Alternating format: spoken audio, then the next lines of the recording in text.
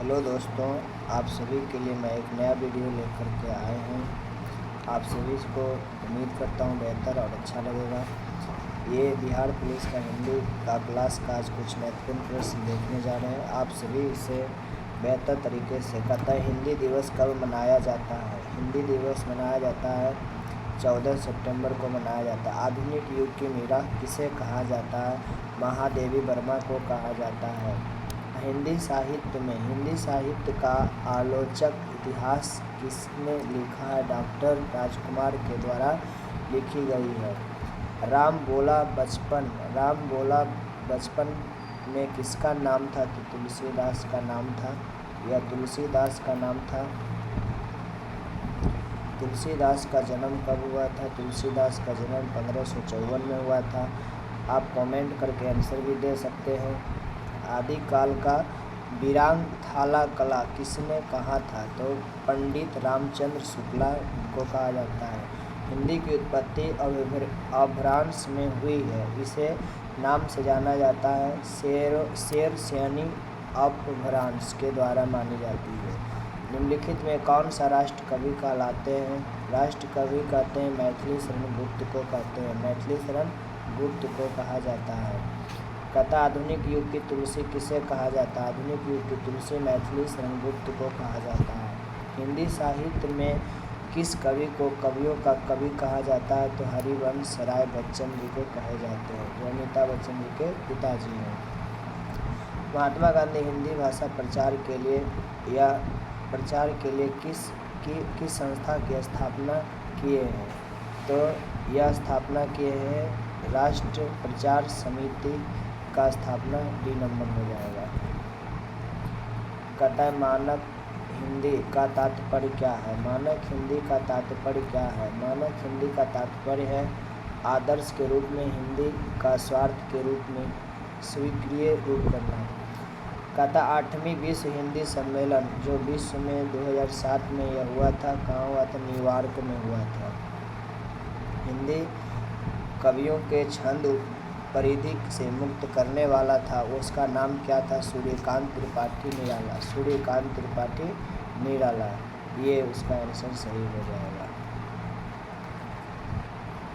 बताइए कि कबीरदास की भाषा क्या थी? तो ये भाषा थी सुधुकड़ी। कहता है तुलसीदास की कृति रामचरित कितने खंड में लिखे गए हैं? तो 7 खंडों में लिखे गए। दक्षिण भारत में हिंदी प्रचार का मुख्यालय कहाँ स्थित था? तो हिंदी प्रचार का मुख्यालय चेन्नई में स्थित था। विश्व की भाषाओं में कितने परिवारों में बांटा गया है? तो 12 परिवारों में बांटा गया है। भाषा संबंधी संविधान के कौन सा अनुसूची में है? भाषा संबंधी संविधान के 8वीं अनुसूची में है। संसार का सबसे बड़ा महाकाव्य कौन सा है? तो महाभारत है। संसार की भाषाओं में हिंदी में कौन सा स्थान लाता है? हिंदी का स्थान आता है तीसरा। ऐसे ही अब चौथा होना चाहिए था, लेकिन यहाँ बुक के अकॉर्डिंग तीसरा।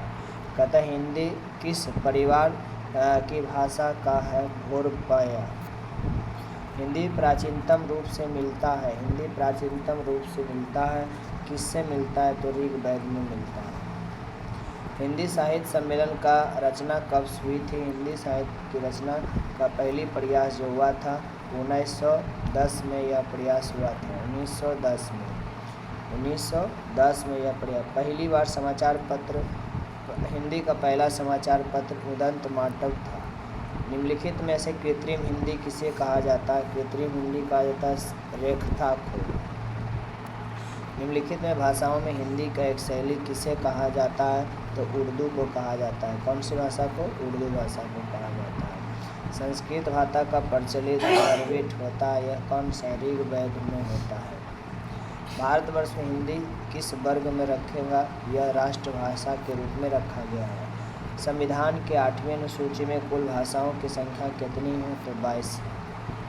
देवभाषा कौन सा है? तो संस्कृत है देवभाषा।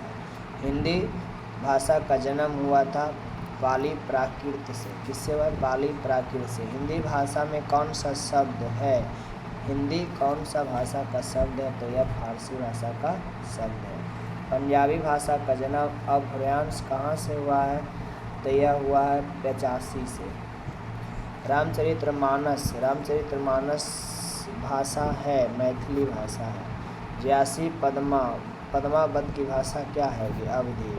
कतय बेघली कौन सी बोली जाती है? यह पूर्वी हिंदी में बोली जाती है।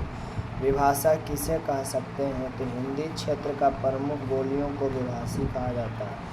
खड़ी बोली का प्रयोग सबसे पहले किस पुस्तक में किया गया है? तो प्रेम सागर पुस्तक में किया गया है खड़ी बोली का प्रयोग सबसे पहले।